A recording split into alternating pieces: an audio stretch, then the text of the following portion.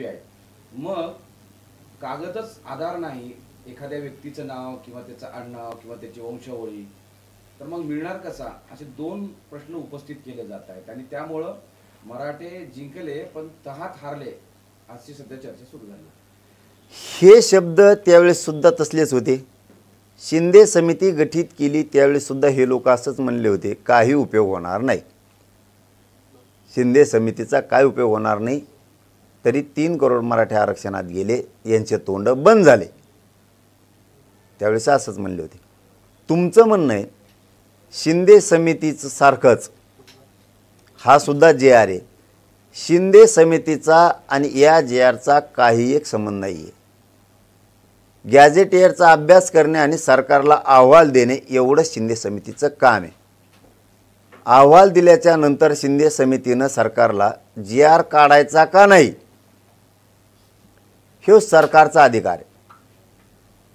त्यामुळे हे काम शिंदे समितीनं गॅझेटचा अभ्यास केला आणि अहवाल सरकारला दिला. अहवाल त्यांनी दिला आणि आपण लगेच जी आर काढायला लावला. गॅझेटियरचं काम इथून पुढच्या काळात असं राहणार आहे आता की त्याच्यात आडनाव असो नसो. पूर्वी काय असतं, माधव बापूजी एकच नाव असायचं गावात, म्हणून आडनाव लिहित नव्हते. आप्पा रखमाजी उदाहरणार्थ द्यायला लागलो, असं असायचं, आडनाव नसायचं, कारण ते एकटंच माणूस असायचं. तेव्हा लिहायला त्यांना सोपं जायचं. त्या गॅझेटियरमध्ये असं आहे, मराठवाड्यातला मराठा हा कुणबी आहे. जर 1,23,000 उदाहरणार्थ, आकडा कमी जास्त होईल, जालना जिल्ह्यात मराठा आहे, जालना आणि छत्रपती संभाजीनगर पूर्वी एक होता, 1,23,000 आहेत, तर मग ते 1,23,1881 गेले कुठं? त्याचा अर्थ आहे की मराठे आहेत हेच कुणबी आहेत, म्हणून त्यांनी 3 जणांची त्रिसदस्यीय समिती स्थापन केली. मग 1,23,000 मराठे, तर गावात जो मराठा आहे त्याचा 7/12 घेतला जाणार. त्या आधारे त्याला आता कुणबी प्रमाणपत्र, कोणाला वावरच नाही तर मग आता त्यांनी काय करायचं, तर त्याला ते बटाई नाव दिलं आहे. तिथं बटाई जरी असेल, ते शपथपत्र दिलं तरी कुणबी प्रमाणपत्र देणं जाणार. मी व्यवस्थित मराठ्यांना करून देतो, टेन्शन घेऊ नका, आनंदात झोपा. जी आर वर मंत्री भुजबळ नाराज आहेत आणि ते आता होणाऱ्या मंत्रिमंडळ बैठकीवर बहिष्कार टाकून बाहेर पडलेले आहेत.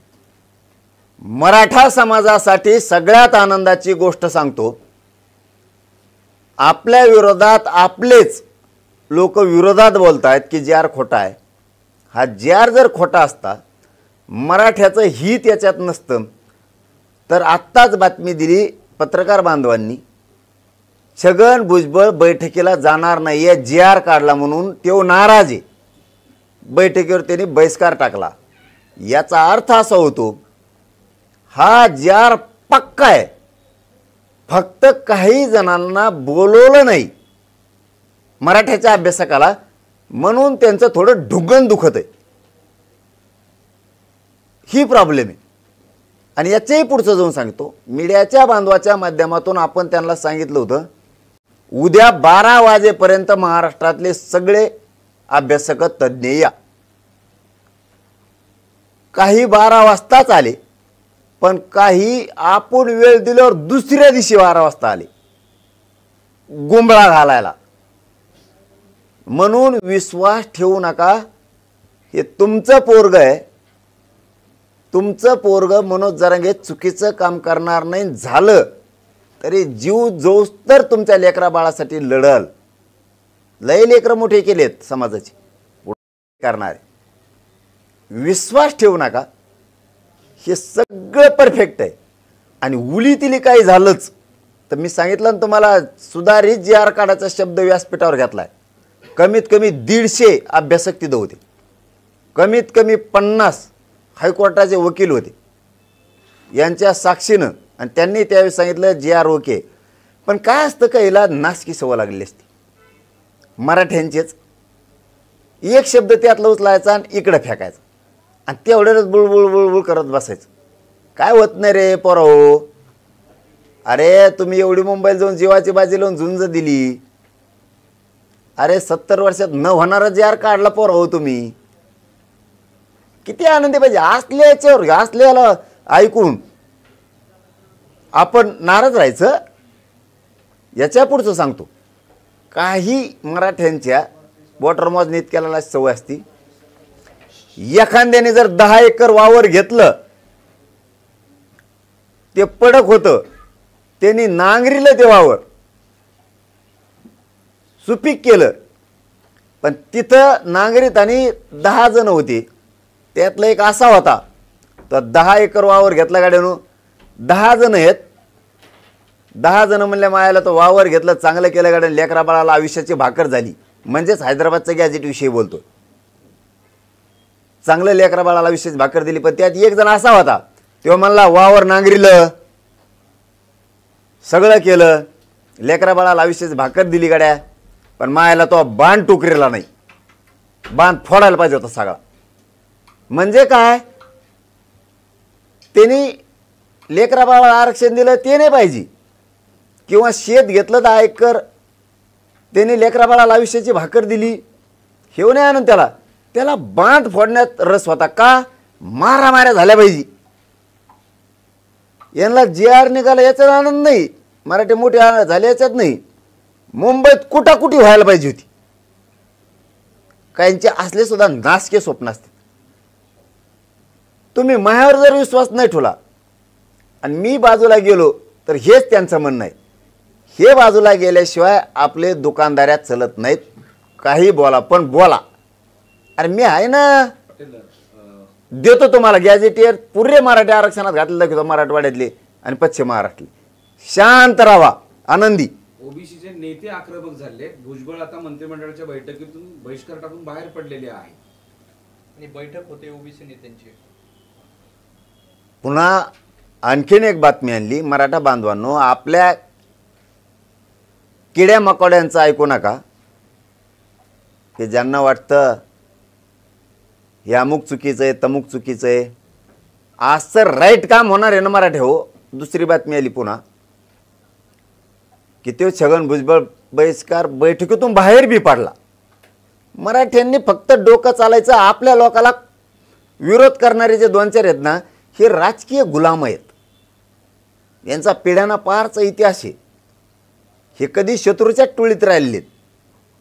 लढून स्वराज्य मिळवण्याच्या टोळीत राहिलेले नाही आहेत. हे यांना कोलीत चला समजून घ्या. छगन भुजबळ जर बाहेर पडला तो मुरब्बी आणि अभ्यासून येत आहे. त्याला सगळं कळतंय. ह्या पोराने आरक्षणात महाराष्ट्र घातला तेव्हा आता ओबीसीची बैठक घेतोय अशी पत्रकारांचं म्हणणं आहे. मला माहीत नाही. पण गेले मराठे आरक्षणात गेले हे 100% आता सिद्ध झालेलं आहे. येणाऱ्या सोमवारी कोर्टामध्ये या GR बाबत हरकत घेणारी याचिका दाखल केली जाणार आहे. बघा मराठ्यांना पुन्हा बातमी आली. ह्यो जर JR खोटा असता तर उडाला असता. याच्यावर हरकत घेणारी याचिका दाखल करणारे छगन भुजबळ ते मराठ्याचं वाटोळं व्हावं म्हणून. आणि आपले म्हणते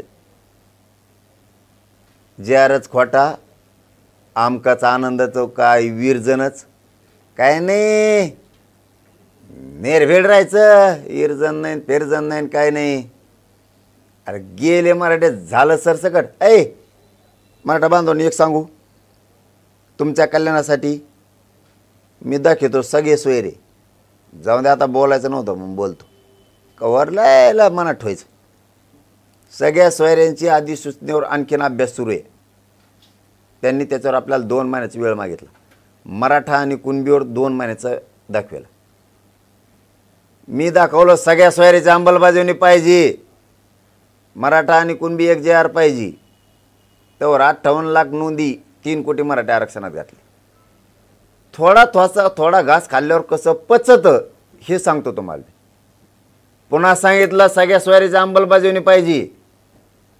मराठा आणि कुणबी एक JR पाहिजे. येईन कुठं बघितलं सगळे सोयऱ्याच्या अधिसूचनेची अंमलबजावणी होती का? मराठा आणि कुणबी एक जी आर निघतो का, तर दोन्ही गॅजेट घेऊन टाकले मी इकडं. ओले ओले खाणे कळलं ना मराठ्याला.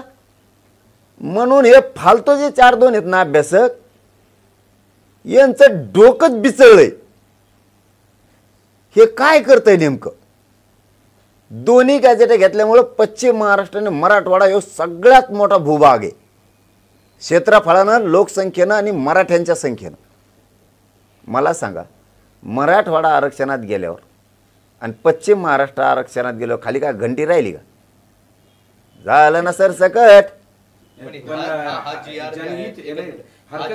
याचा अर्थ मी सगळे पण सोडणार नाही आणि मराठा आणि कुणबी एक हे पण जार सोडणार नाही. पण लक्षात ठेवा, एकदाच जर वंजळबड खाल्लं तर नाड्यात फसण्याची शक्यता असते आणि समाज हरण्याची शक्यता असते. म्हणून एक एक एक एक घात जर खाल्ला, तुम्ही 2 भाकरी खाल्ल्या तरी पचणार, पण एकदाच 2 खाल्ल्या तर त्या नरड्यात गुंतून तुम्हाला दवाखान्यात ॲडमिट करण्याची शक्यता आहे. म्हणून मी शांततेत केलं, शांततेत गेलो, शांततेत आणलं, पण येताना जी आर आणले, आता ड्राफ्ट नाही आणला. पण तोच जी आर ज्यावेळेस हरकत कोर्टामध्ये दाखल केली जाईल त्यानंतर हा जी आर अडचणीत सापडेल किंवा संपुष्टात येईल असं वाटणार नाही. कितीही कोणी याचिका दाखल कोर्टात केल्या, कुठं केल्या, तरी त्यात तो चॅलेंज होऊ शकत नाही. कारण सरकारी दस्तावेज गॅझेटियर, माननीय न्यायदेवता, सरकारी दस्तावेज जर असेल, सरकारी नोंदी असतील, तर सगळ्या याचिका त्यांच्यात धुडकावून लागणार. कारण सरकारी दस्तावेज धुडकावून लावता येत नाही. उदाहरणार्थ, कोणी जर म्हणला हे जजच नाही, हे मान्य आहे का कोणाला. मग राष्ट्रपतीनं, राज्यपालानं, विधी व न्याय विभागानं केंद्राच्या नियुक्त केलेले जज आहेत.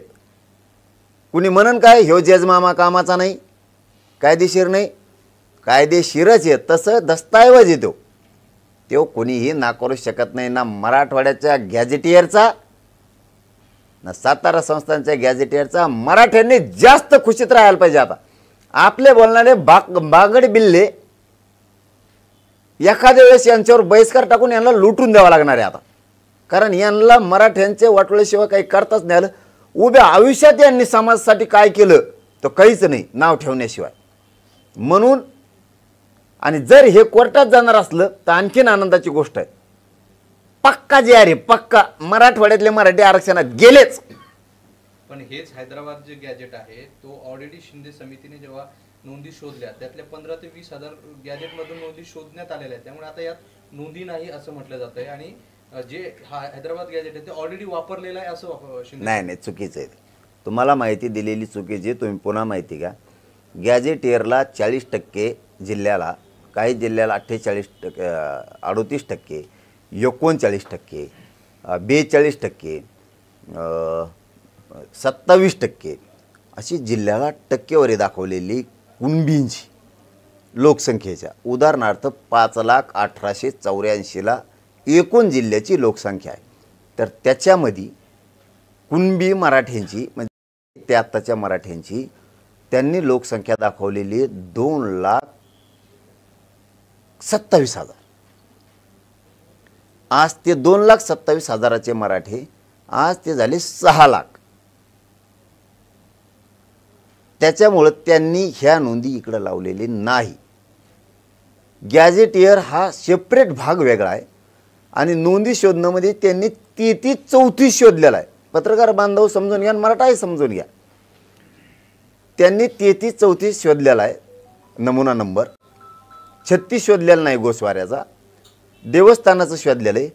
गॅझेटियरवर त्यांनी अभ्यास केलेला आहे. गॅझेटियरच्या नोंदी त्यांना इकडे घेता येत नाहीत का, तर तो सेपरेट दस्तावेज आहे गॅझेटियरचा. त्याचा अभ्यास करून अहवाल तयार करून तो सरकारला द्यायला लागतो आणि ज्यावेळेस सरकार स्वीकारतं त्यावेळेस सरकारला त्याचा जी.आर. काढावा लागतो आणि अंमलबजावणी करावी लागते. त्याच्यामुळे ह्या निघाल्याच. आता ज्याच्या नोंदीच नाहीत त्याच्यासाठी आता गॅझेटचा रपका सुरू होणार आहे. दनादन बघा तुम्ही. फक्त मराठी थंड घ्या गाड्या. मग हा बघ, हे मला नाही पटत. मग बुंगळे 2-3 इवळत येत बिगर पाण्याचे टाकून पिणारी. पण दुसरा एक विषय असा आहे की त्यांच्यावर विश्वास ठेवून आपण आपली जिंदगी कडील न्यायची नाही. मी गरीबाचा आहे, तुम्ही गरीब आहेत, आपण गरिबासाठी काम करतो. गरिबांनी गरिबावर विश्वास ठेवायचा, श्रीमंतावर ठेवायचा नाही. त्याच्यामुळे शांत राहावा, आनंदी राहावा. त्यांना काय काम आहेत, भरून पुरलेले. विनोद पाटील म्हणतायत की हा GR म्हणजे एक माहिती पुस्तक आहे, यात नवीन काहीच नाही. त्याला जाऊन तिकडे, ते माहिती आहे मला काय आहे. GR काढताना हरकती आणि सूचना घेणं गरजेचं आहे. विदाऊट कशावर? GR काढताना सूचना हरकती आवश्यक आहे.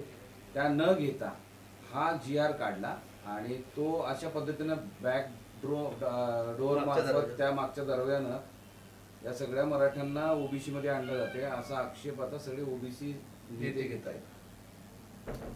हा GR काढून मराठ्यांना ओबीसी घेतलं जातंय, आणलं जातंय, आणलंय असं मागच्या दाराने ओबीसीच्या नेत्याचं म्हणणं आहे. याचा अर्थ आता बी मराठ्याला कळाला का? मराठे ओबीसीत आले, 100% आले. कोणावर विश्वास ठेवून आपल्या पोराबाळाचं लेकराबाळाचं वाटोळ करायचं नाही. आणि मागच्या दारा फारातून नाही, ते कणाकणा उठलेत मंत्रालयातून, कणाकणा व्यासपीठावर आलेत, कणाकणा तिथं सह्या केल्या, GR लिहिलाय राज्यपालांच्या सहीनं. आणि मागचं आणि पुढचं कसं असतं? मराठे नियमात हे हैदराबाद गॅजेटियरमध्ये आहेत. त्याच्यामुळं मराठवाड्यातला मराठा थोड्याच दिवसात तुम्हाला पुरा आरक्षणात गेलेला दिसणार. मिशा पिळून नाही, छातीत ठोकून सांगतो, पुरे मराठी मराठवाड्यातल्या आरक्षणातले गेलेले दिसणार. आणि पश्चिम महाराष्ट्राला सांगतो, शिवेंद्रराजे साहेबांनी जबाबदारी दिली मी त्यांच्यावर. 15 दिवस म्हणले होते, 1 महिन्यात मला तेही लागू पाहिजे हे सांगितलंय. हैदराबाद गॅजेटियर 1881ला सांगतं की 25 लाख कुणबी होते. 25 लाखाचे आतापर्यंत 6-6, 7-7 माणसं एका एकाच्या दारा.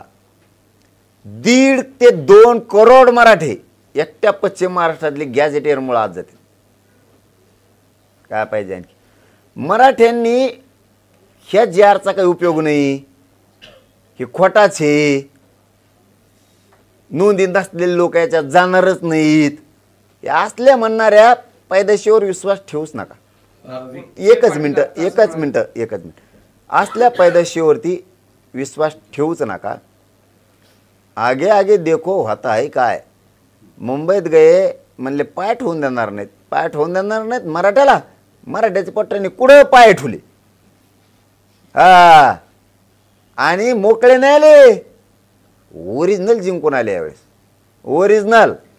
परत कोणाला त्रास नाही, कोणाची चोरी केली नाही, कोणाची वस्तू उचलली नाही, गाड्या व्यवस्थित लावल्या. थोडा अंगात गुण आहे आमच्या, थोडंफार उड्या हाणल्या असत्या, उली तिली पवले असते, उली तिली झोके बांधले असते, पुलाला बांधू शकते, त्याचं ना करीत नाही रे बाबा. मी कबड्डी खेळले असते, पाट्या सुरपाट्या खेळले, परत दही अंडी खेळले, जणू ढोल ज्याला वाजत ते त्यांनी वाजिले, नाचले थोडे. आमचं हिंदू आहेत आम्ही, आमच्यात मर्दानी खेळ हे थोडे संस्कार आहेत, आणले असते थोड्या पट्टेन उड्या, कुस्त्या खेळले जणू. त्या फाज हॉटेल काय, फाज हॉटेल, ते ताज हॉटेल, ताज हॉटेल, ओंबर शिराय, नावं जरा नीट ठोर येते हाटलायचे तरी. जिकडं तिकडं टाट्या मला नाही घेता येत. सगळीकडं माझे लेकरं शांततेत गेले, शांततेत आले, पण मराठ्याचे मान खाली होईन असं एकही पोरगं वागलं नाही. जिंकून वापस आले. फक्त पुन्हा सांगतो, करील तर तुमच्या लेकरा बाळासाठी. वाईट पाऊल उचलणार नाही, कोणावर विश्वास ठेवू नका. तुम्हाला मराठवाडाच आरक्षणात घातलं लागेल. 70 वर्ष गेलं नाही मराठवाडा आरक्षणात. आता हळूहळू खाण्यात जाईन ना, मग माझ्यावर विश्वास नाही ठेवायचा, चांगलं काम करणार त्यांच्यावर ठेवायचं, वैर पोरा हो तुम्हाला. विखे पाटील असं म्हणतायत की जरंगे पाटील हे शिल्पकार आहेत, निष्पाप आंदोलन त्यांनी केलं, मात्र हे सगळं घडवून आणण्यात फडणवीस यांचा मोठा वाटा आहे आणि त्यांनी ते केलं. दुसरीकडे ते असंही म्हणतात की विचारवंतांनी आता शांत बसावं, अंमलबजावणी होण्यास जरा मदत करावी. अभिनंदन केलं जाते मुख्यमंत्र्यांचं. आमचंही तेच म्हणणं आहे. हे चाबऱ्या लोकांनी डब करणाऱ्यांनी ज्यांना वाटतं समाज मोठ्या होण्याऐवजी समाजाचं वाटोळं व्हावं, अशा लोकांनी थोडं समाजहितासाठी शांत बसावं. तुमचा युगो दुखला हे आम्हाला मराठ्याला कळतं आहे. तुम्हाला मान पाहिजे, सन्मान पाहिजे, आमदारक्या पाहिजेत, खासदारक्या पाहिजेत, पैसे पाहिजे, ते जरा तुमचे बुडायला लागलेत. थोडी अंमलबजावणी होऊ द्यावी. अंमलबजावणीला मराठ्यांच्याच काही समन्वयकांनी, काही अभ्यासकांनी अडथळा आणू नये. माझ्या समाजाचं कल्याण होऊ द्यावं आणि मराठ्यांनी लक्षात ठेवावं, अंमलबजावणी होईपर्यंत या लोकांना शांत राहायचं सांगा. बाकीचं मी बघतो ना. समितीच्या टायमाला बी मराठ्यांना हे लोक असंच म्हणले होते, काही मिळणार नाही, मिळालं. तुम्ही एकेकून बोलल्यामुळं हे हाणून पडले. तसं तुम्हाला यांच्या विरोधात मीडिया, सोशल मीडियात बोलावं लागणार आहे मराठ्यांना. आता इतके दिवस बोललो नाही आपण, आता यांचा बाजार उठावा लागणार आहे. नसतं हे आपलं कल्याण होऊ देणार नाहीत. आणि मीही अंमलबजावणी झाल्याच्या नंतर करणार होतो, पण तरीही आता करतो की 2 उपमुख्यमंत्री, एकनाथ शिंदे साहेब, अजितदादा उपमुख्यमंत्री, मुख्यमंत्री देवेंद्र फडणवीस साहेब, विखे पाटील साहेब आणि त्यांचे मंत्रिमंडळ सगळं आम्ही मनापासून आभार मानतो की तुम्ही JR काढला, तो टिकवायची जबाबदारी तुमच्यावरती. हेही आम्ही तिथंच मराठ्यांचे अडचणी आल्या नाही पाहिजेत हेही सांगितलं. हैदराबाद गॅझेटियरच्या नोंदीनुसार मराठवाड्यातला मराठा हा कुणबी आहे. त्याप्रमाणे विनाआट टाईम बॉन्डमध्ये म्हणजे ताबडतोब कुणबी प्रमाणपत्र वाटप करा. तुमचं मनापासून आम्ही आभार मानतो, अभिनंदन करतो. सगळ्या पत्रकार बांधवांचं, सगळ्या चॅनलच्या संपादकांचं, सगळ्यात आधी कॅमेरामनचं, लय जण 2-3 जण वरून पडे तर थोबडं फुटले त्यांचं सगळ्यांचं मनापासून कौतुक करतो. डॉक्टर मंडळीचं कौतुक करतो, सगळ्या वकील बांधवांचं, विशेष करून पुण्याच्या मुंबईच्या सगळ्या टीमचं, ज्यांनी खूप मेहनत घेतली या आंदोलनात. सगळे एक नाव घेतलं तर मग दुसरं विसरून राहील, म्हणून महानगर मुंबईतल्या सगळ्या कट्टर जातवान अस्सल मराठ्यांचं मनापासून आम्ही त्यांचं अभिनंदन करतो, कौतुक करतो. ज्यांनी जेवायला कमी पडलं म्हणून बाहेर गावाहून पाठवलं त्यांचंही मनापासून कौतुक करतो. वकिलांपासून मुंबईतल्या सगळ्या पोलीस बांधवांचं सुद्धा, काहींनी सहकार्य केलं, काहींनी थोडं येडेवण केलं, तर मग आमच्या पोरांनी थोडंफार येडेवण केलं असं, मग त्यांचं पण पोलीस बांधवांनी मुंबईतल्या खूप सहकार्य केलं. त्यांचं मनापासून आभार. बलकवडे साहेबांनी खूप मेहनत घेतली त्याच्यामध्ये, त्यांचंही खूप आभार. आणि सामान्य मुंबईकरांनी आम्हाला मात्र खूप साथ दिली. मुंबईकरांचे सगळ्या जाती धर्माचं, दलित, मुस्लिम, परप्रांतीय, जैन, मारवाडी, मराठा, जे कोण कोळी बांधव, आदिवासी बांधव, सगळ्यांनी खूप साथ दिली. त्यांचंही मनापासून खूप मनापासून आभार. आणि शेवट, गरीब माझे रानातले कामं सोडून मुंबईकडे आलेल्या सगळ्या आंदोलकांचं आणि महाराष्ट्रातल्या 7 कोटी मराठ्यांचं कधीच ऋण विसरणार नाही. तुम्ही तुमच्यासाठीच लढले, पण खांद्याला खांदा लावून लढले. मनोज जरांगे मरेपर्यंत तुमचे लेकरच मोठे करणार आणि म्हणून तुमचेही खूप आभार. पण इथून पुढं दुसऱ्याने सांगितल्यावर त्यांच्याच विश्वास ठेवू नका.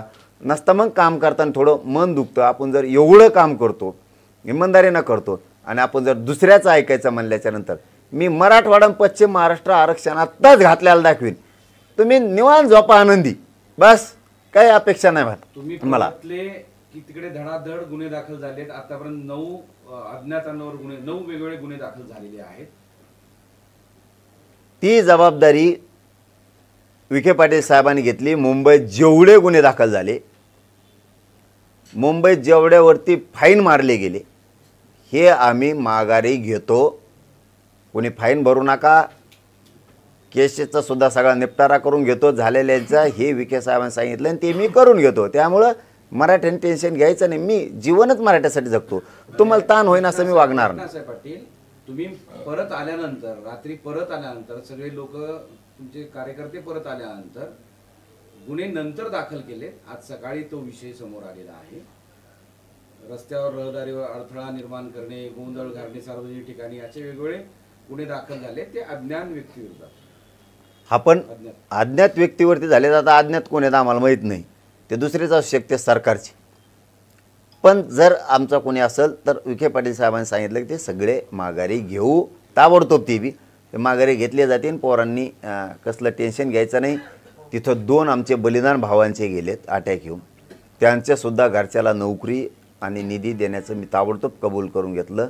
आम्ही खूप दुःखी आहेत, त्या कुटुंबाच्या सोबत आहेत, त्यांना कधी उघडं पडू देणार नाही आहेत आम्ही. परत जुन्नरलासुद्धा देशमुखांचं बलिदान गेलं एक.